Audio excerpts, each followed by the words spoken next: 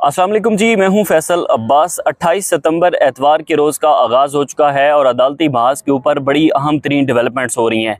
वैसे तो series of developments हो रही हैं, लेकिन उस डेवलपमेंट का जो ताल्लुक है वो बराह रास्त तौर पर इस्लामाबाद हाई कोर्ट के 5 आज़ाद और दलेर जजेस से है। और इसमें इस्लामाबाद हाई कोर्ट के जस्टिस तारिक महमूद जहांगीरी साहब का जो मामला है, उस मामले के अंदर हर गुजरते दिन के साथ कुछ ना कुछ डेवलपमेंट्स हो रही हैं और पाकिस्तान का जो निज़ाम है वो बुरी तरह से एक्सपोज हो रहा है। उसकी सबसे बड़ी वजह यह है कि जिस तरह से 26वीं आईनी तरमीम के बाद पाकिस्तान की अदलिया ने एग्जीक्यूटिव के सामने सरेंडर किया है, तो उस सरेंडर करने के अंदर हमने देखा है कि बहुत सारे लोग जो है वो एक्सपोज हुए हैं, बहुत सारे इस्टेब्लिशमेंट के मोहरे एक्सपोज हुए हैं, पाकिस्तान की अदालतें एक्सपोज हुई हैं, पाकिस्तान के जो इदारे हैं वो इदारे एक्सपोज हुए हैं। तो यूँ हमने देखा है कि जब ये सारा निज़ाम कैप्चर कर लिया गया है, ये सारी अदलिया जो है वो इस्टेब्लिशमेंट ज़दा अदलिया बन चुकी है, तो इस इस्टेब्लिशमेंट ज़दा अदलिया के अंदर भी अभी हमें कुछ उम्मीद की किरण नज़र आती हैं। और वो उम्मीद की किरण है इस्लामाबाद हाई कोर्ट के 5 जजेस जिन्होंने सरेंडर करने से इनकार किया है। और सरेंडर करने से इनकार करने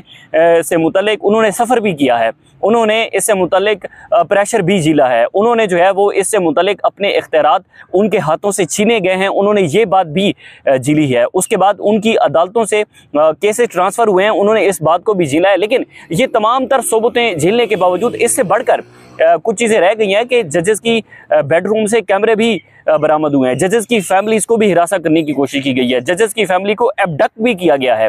तो ये सारी चीज़ें देखने के बाद अभी भी वो जजेस सरेंडर नहीं कर रहे, अभी भी जो जजेस अपने जो उनका स्टांस था उसके ऊपर वो बरकरार हैं, वो अपने हल्फ के पासदार हैं और वो किसी सूरत के अंदर पीछे हटने के लिए तैयार नहीं है। तो यूँ हम देखते हैं कि फिर आज़ाद दलेर जस्टिस तारिक महमूद जहांगीरी साहब के खिलाफ जो महाज गरम किया गया, सिंध हाई कोर्ट के अंदर जस्टिस तारिक महमूद जहांगीरी साहब को सुने बगैर फैसला दिया गया, इस्लामाबाद हाई कोर्ट के अंदर जस्टिस तारिक महमूद जहांगीरी साहब को सुने बगैर फैसला दिया गया, कराची यूनिवर्सिटी ने जस्टिस तारिक महमूद जहांगीरी साहब को सुने बगैर सिंडिकेट का जो फैसला है उसके बाद उन्होंने एलामिया जारी किया।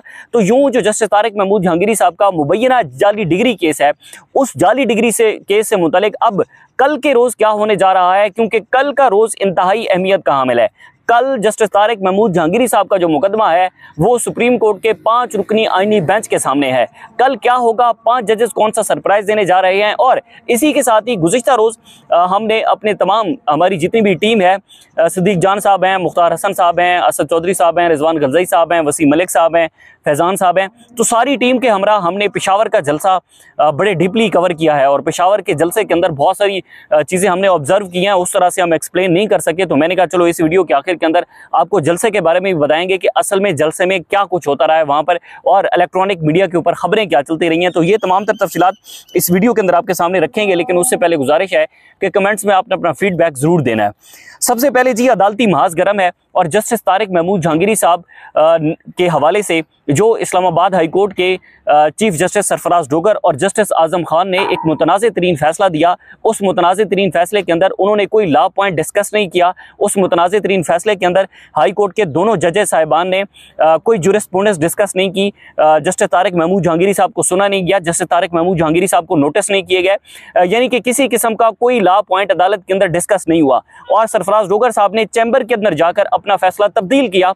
तो उसके बाद हमने देखा कि series of developments Tariq Mahmood Jahangiri साहब के मुकदमे के अंदर हुई हैं। लेकिन कल का दिन अहम है क्योंकि जस्टिस तारिक महमूद जहांगीरी साहब ने सरफराज डोगर साहब का जो ऑर्डर था उसको चैलेंज किया है सुप्रीम कोर्ट ऑफ पाकिस्तान में, और उसके बाद उन्होंने चंद दिन बाद अर्ली हियरिंग की एक पिटिशन भी दायर की। और फिर इस्लामाबाद हाई कोर्ट के जो 5 जजेस साहिबान हैं, वो 5 जजेस साहिबान सुप्रीम कोर्ट गए और वो एक पाकिस्तान की सियासत के अंदर हम देखें तो बौछाल था, पाकिस्तान के अदालती महाज के ऊपर बौछाल था। और हमें लगता था कि जैसे कोई वकला तहरीक की बुनियाद रखी गई हो, हमें इस तरह से महसूस होता था। तो अब जो तारिक महमूद जहांगीरी साहब का मुकदमा है वो कल समाअत के लिए मुकर्रर है सुप्रीम कोर्ट के 5 रुकनी आईनी बेंच के सामने, जिसकी सरबराही कर रहे हैं जस्टिस अमीनुद्दीन खान साहब, जस्टिस जमाल खान मंदोखेल उस बेंच का हिस्सा हैं, जस्टिस मोहम्मद अली मजहर साहब हैं, और उसी के साथ ही जस्टिस हसन अजहर रिजवी साहब हैं और जस्टिस शाहिद बिलाल हसन साहब। ये 5 रुकनी आईनी बेंच है जिसके सामने जस्टिस तारिक महमूद जहांगीरी साहब का मुकदमा है। कल का रोज़ सिर्फ जो सरफराज डोगर साहब का ऑर्डर है, उस ऑर्डर के खिलाफ जो अपील है तारिक महमूद जहांगीरी साहब की, कल के दिन सिर्फ वही सुनी जानी है। कल के दिन सुप्रीम कोर्ट के सामने और कोई ऑर्डर नहीं है, कोई सिंध हाई कोर्ट का ऑर्डर नहीं है, कोई कराची यूनिवर्सिटी की सिंडिकेट का फैसला नहीं है। कराची यूनिवर्सिटी ने जो जस्टिस तारिक महमूद जहांगीरी साहब की डिग्री को मनसूख किया है, ऐसा कोई भी मैटर सुप्रीम कोर्ट के सामने नहीं है। सुप्रीम कोर्ट के सामने सिर्फ और सिर्फ जो है वो सरफराज जोगर साहब का ऑर्डर है। लेकिन इतलात हैं कि कल पांचों जजेस साहिबान जस्टिस तारिक महमूद जहांगीरी साहब के साथ सुप्रीम कोर्ट जाएंगे और जस्टिस तारिक महमूद जहांगीरी साहब जिनके वकील हैं मुनीर मलिक साहब, सीनियर कानूनदान हैं, सीनियर लॉयर हैं, उसके बाद बैरिस्टर सलाहुद्दीन और एडवोकेट फैसल सिद्दीकी साहब, तो इतलात हैं कि ये जो वकला के बड़े नाम हैं वो भी कल सुप्रीम कोर्ट के अंदर होंगे और हाई कोर्ट के 5 जजेस जस्टिस तारिक महमूद जहांगीरी साहब के हमरा कल आईनी बेंच के सामने होंगे। जस्टिस तारिक महमूद जहांगीरी और आईनी बेंच का पहला आमना सामना होगा। वकील तो इसके अंदर मुनीर मलिक साहब हैं, लेकिन अभी कुछ कह नहीं सकते, कुछ भी कहना कबल अज़ वक्त होगा, क्योंकि इसके अंदर हमने देखा था कि जब जस्टिस तारिक महमूद जहांगीरी साहब के खिलाफ फैसला इस्लामाबाद हाई कोर्ट से आया तो उसके बाद जस्टिस जमाल खान मंदोखेल साहब ने एक फैसला दिया था जो कि मंसूर अली शाह के फैसले के खिलाफ था और जस्टिस मंसूर अली शाह का फैसला जो इख्तियारात से मुतल्लिक था उसके खिलाफ जो जमाल खान मंदोखेल साहब के बेंच से फैसला आया तो उस बेंच ने ये वाजे कर दिया था कि किसी सूरत के अंदर जो हाई कोर्ट का जज होगा उसके खिलाफ कोई अपील हाई कोर्ट का जज नहीं सुन सकता। यानी कि एक हाई कोर्ट के जज के खिलाफ कोई हाई कोर्ट का दूसरा जज अपील नहीं सुन सकता। ऐसा नहीं हो सकता कि एक जज 2 जजेस साहिबान बैठकर एक जज को घर भेज दें। तो उन्होंने कहा कि वाहिद फोरम जो है वो सुप्रीम जुडिशल काउंसिल है। सुप्रीम जुडिशल काउंसिल के अंदर जजेस से मुतल्लिक जो शिकायत हैं वो सुनी जाएंगी। इसके अलावा और कोई ऑप्शन नहीं है, ना सुप्रीम कोर्ट के पास है ना हाई कोर्ट के पास है। ये तो तय हो गया था। 2010 के अंदर इफ्तिखार चौधरी साहब की जजमेंट भी है, उसके अंदर भी ये तय हो गया था कि जो जजेस से मुतल्लिक शिकायत होंगी वो सिर्फ सुप्रीम जुडिशल काउंसिल सुनेगा। तो एक चीज़ तो ये वाज़ेह है। अब उससे मुतल्लिक आपने देखा होगा कि मतीउल्लाह जान साहब ने जो इंटरव्यू किया था, ये डॉक्टर रियाज साहब हैं, प्रोफेसर रियाज साहब हैं जो कि सिंडिकेट के मेंबर थे और सिंडिकेट के मेंबर से जो चूँकि जस्टिस तारिक महमूद जहांगीरी साहब की जो डिग्री है वो कराची यूनिवर्सिटी से है, तो वहाँ का जो सिंडिकेट्स है उसने जो फैसला देना था और कराची यूनिवर्सिटी के जो एमडी मेरे ख्याल में मैनेजिंग डायरेक्टर थे, तो उन्होंने एक इस्लामाबाद का दौरा भी किया था। तो ज़रा ये बताते थे कि उन्होंने जो इस्लामाबाद का दौरा किया तो इस्लामाबाद से जब वो वापस गए और वहाँ पर उन्होंने अपनी मीटिंग को बताया कि हमारे ऊपर बहुत ज़्यादा प्रेशर है कि हमने जस्टिस तारिक महमूद जहांगीरी साहब की डिग्री को मनसूख करना है, हमारे ऊपर बहुत ज़्यादा प्रेशर है। और उसी के साथ ही जो प्रोफेसर रियाज साहब हैं, तो प्रोफेसर रियाज साहब इस मामले से कुछ अपनी राय अलहदा रखते थे। प्रोफेसर रियाज साहब, डॉक्टर रियाज साहब जो हैं वो अलहदा अपनी राय रखते थे। तो फिर जैसे वो जिस दिन सिंडिकेट की मीटिंग हुई तो उस मीटिंग के अंदर डॉक्टर रियाज साहब को जो है वो रास्ते से ही कहीं से लापता कर लिया जाता है। तो 2-3 घंटे बाद वो किसी कराची के किसी थाने से बरामद होते हैं और वहाँ साफियों को वो मिल जाते हैं। तो बाद में पता चलता है कि जनाब सिंडिकेट के एजेंडे के ऊपर जो चीज़ें थी उसको मंजूर कर लिया गया, यानी कि जस्टिस तारिक महमूद जहांगीरी साहब की डिग्री की जो मीन फेयरिंग कमेटी जो कमेटी के मामलात थे, जो एजेंडा था वो उसको मंजूर कर लिया गया। यानी कि जस्टिस तारिक महमूद जहांगीरी साहब से मुतल्लिक जो उनकी डिग्री से मुतल्लिक जो इख्तलाफात रखते थे, इख्तलाफी राय रखते थे सिंडिकेट के मेंबर से, उनको अगवा कर लिया गया था। किसने अगवा किया था ये सबको पता है। जो पूरे पाकिस्तान के अंदर अगवाकारी करती है, जो अगवा करते हैं, उन्होंने अगवा किया। और जस्टिस तारिक महमूद जहांगीरी साहब का वाहिद कसूर क्या है, मैं पहले भी अपनी वीडियोज़ के अंदर बता चुका हूँ कि उनको 2 ऑफ़र थी।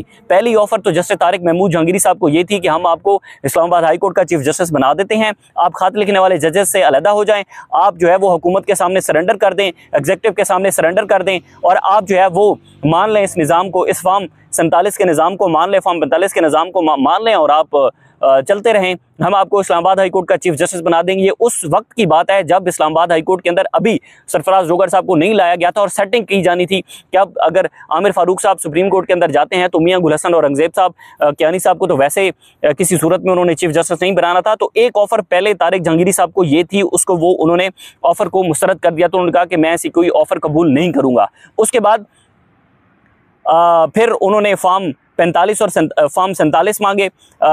जो इस्लामाबाद के 3 हलके थे, उन 3 हलकों से जब उन्होंने बयान हल्फी मांगे तो फिर हमने देखा कि जस्टिस तारिक महमूद जहांगीरी साहब से तीनों जो इस्लामाबाद के 3 हलकों का जो इलेक्शन ट्रिब्यूनल है वो किसी रिटायर्ड जज को कानून साजी करके रिटायर्ड जज को भेज दिया गया। तो अभी तक उनका कोई अता पता नहीं है।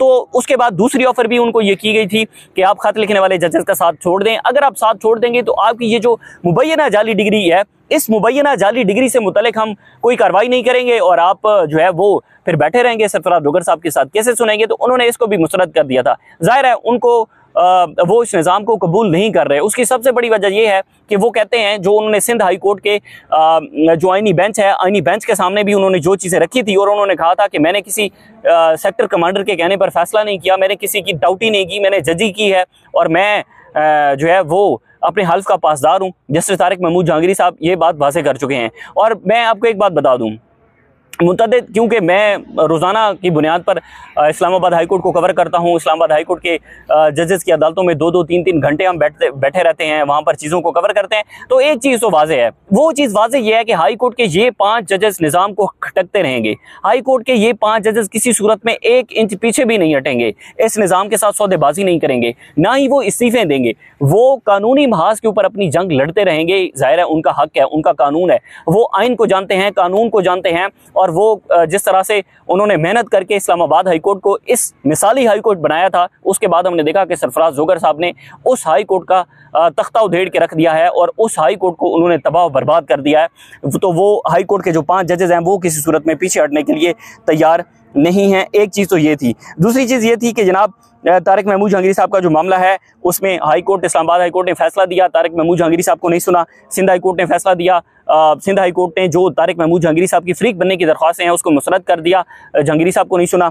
उसके बाद जो कराची यूनिवर्सिटी है उन्होंने नहीं सुना। तो ये सारी चीज़ें हैं। अब कल का दिन इस हवाले से इंतहाई अहमियत का दिन समझा जा रहा है कि कल एक मरतबा फिर जस्टिस तारिक महमूद जहांगीरी साहब आइनी बेंच के सामने होंगे। आइनी बेंच के सरबराह हैं जनाब जस्टिस अमीनुद्दीन खान साहब, जिनका कंडक्ट वाज़ेह है, जिनका माजी वाज़ेह है, 26वीं आइनी तरमीम के वो बेनिफिशरी हैं। जिस तरह से 26वीं आइनी तरमीम के बाद सेटिंग करके उनको बनाया गया है, तो इसमें कोई दो राय नहीं है कि एक तो सरफराज जोगर साहब का जो फैसला है, वो फैसला भी, उस फैसले के पीछे कोई बुनियाद नहीं है, कोई लॉ पॉइंट्स नहीं है, कोई जुरिस्प्रूडेंस नहीं है, नथिंग एल्स, कुछ भी नहीं है उस फैसले के पीछे। फैसला इंतहाई भोंडा है, मुतनाज़िर तरीन है, कानून से हटके है, लॉ से हटके है। तो वो फैसला तो सस्पेंड करना पड़ेगा आइनी बेंच को, बज़ाहिर उसमें अमीनुद्दीन खान साहब भी बैठे हों। तो 5 जजेस हैं, 5 जजेस में से कोई जब वो अक्सरियत से फैसला आना है, वो 1-4 की अक्सरियत से भी आ सकता है, 2-3 की अक्सरियत से भी आ सकता है। तो कल ये होगा कि हाई कोर्ट के 5 जजेस एक मरतबा फिर सुप्रीम कोर्ट जाएंगे। सुप्रीम कोर्ट के अंदर जब भी जजेस जाते हैं तो हम देखते हैं कि फिर पाकिस्तान के सोशल मीडिया के ऊपर तूफान बरपा होता है। जजेस की वीडियोस आती हैं, जजेस की के साथ जो जजेस सहाफ़ियों के साथ बात करते हैं वो चीज़ सामने आती हैं। तो वो चीज़ें निज़ाम को खटकती हैं और फिर निज़ाम के जो रखे गए मोरे हैं पाकिस्तान के मीडिया के अंदर, वो एक्टिव हो जाते हैं और वो फिर कहते हैं कि जनाब वो जजेस ने तो अपनी कोई ग्रुप बना लिया है, इमरानदार जजेस हैं, फलां हैं, ये है, वो है। तो बहरहाल कल का दिन इस हवाले से अहम है। उसके बाद जी दूसरा मामला था पेशावर जलसे का, जो इमरान खान की कॉल के ऊपर पाकिस्तान तहरीक-ए-इंसाफ के वर्कर्स ने किया वहाँ पर। और अली अमीन गंडापुर साहब को इमरान खान साहब ने 3 मरतबा हिदायत की थी कि वो पेशावर का जलसा करें। उसके बाद ये जलसा किया गया था। एक चीज़ तो उसमें वाज़ेह थी, हमने बड़ा डीपली कवर किया है उस जलसे को, कि खैबर पख्तूनख्वा की जो हुकूमत है, खैबर पख्तूनख्वा की जो इंतज़ामिया है, उसकी तरफ से जो जलसे के इंतज़ामात किए गए थे वो इंतज़ामात इंतहाई नाकिस थे, इंतहाई नाकिस इंतज़ामात थे। जस्टिस जो जलसे की जगह थी, जलसे की जगह भी किसी कोई ख़ास उसका डेकोरम नहीं था।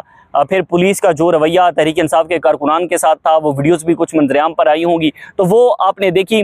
पहली बात तो ये है कि खैबर पख्तूनख्वा हुकूमत ने जलसे को कोई ज़्यादा सीरियस नहीं लिया। अगर खैबर पख्तूनख्वा हुकूमत जलसे को सीरियस लेती, बड़ा जलसा बड़ा था, इसमें कोई शक नहीं है, लोगों की तादाद भी बहुत ज़्यादा थी, लेकिन हुकूमत की जो खैबर पख्तूनख्वा की हुकूमत है उसने को खासे इंतजामात नहीं किए हुए थे। जहाँ तक बात है कि अली अमीन गंडापुर के ख़िलाफ़ वहाँ पर नारेबाजी होती रही है, जब तक तकरीर हुई है हमने एटलीस्ट कोई ऐसी नारेबाजी नहीं सुनी। हाँ, कोई इक्का दुक्का लोगों ने की है तो वो एक अलग बात है, लेकिन इसके अंदर जो कारकुनान की हद तक अगर मैं आपको बताऊं तो कारकुनान ने 26 नवंबर का रियासत का जुल्म और जबर बर्दाश्त किया है। कारकुनान ने FIR बर्दाश्त की हैं, कारकुनान ने शेल बर्दाश्त की हैं, 3 रोज़ की तारीखी मज़ामत की कारकुनान ने 26 नवंबर को, और उसके बाद फिर कारकुनान ने जेल की कैदोबंद भी बर्दाश्त की है, सीधियाँ गोलियाँ भी बर्दाश्त की हैं। उसके बाद भी कारकुनान के हौसले बुलंद थे। कारकुनान जो क़यादत है, क़यादत से ये डिमांड कर रहे थे कि आप जो है वो किसी तहरीक का ऐलान करें, कोई लाएअमल का ऐलान करें, किसी जलसे का ऐलान करें, किसी प्रोटेस्ट का ऐलान करें। तो हमें जो कारकुनान है वो पुरजोश नज़र आए और कारकुनान डिमांड करते नज़र आए कि जो मौजूदा क़यादत है उस मौजूदा क़यादत को कोई लाएअमल देना चाहिए। अभी तक कोई लाएअमल नहीं दिया गया। बहरहाल जी ये कुछ डेवलपमेंट्स थी तो कल का दिन इस हवाले से इंतहाई अहम है। मज़ीद जो भी तफसीलात होंगी इंशाल्लाह आपके साथ शेयर करते रहेंगे। इजाज़त दीजिए, अल्लाह हाफ़िज़।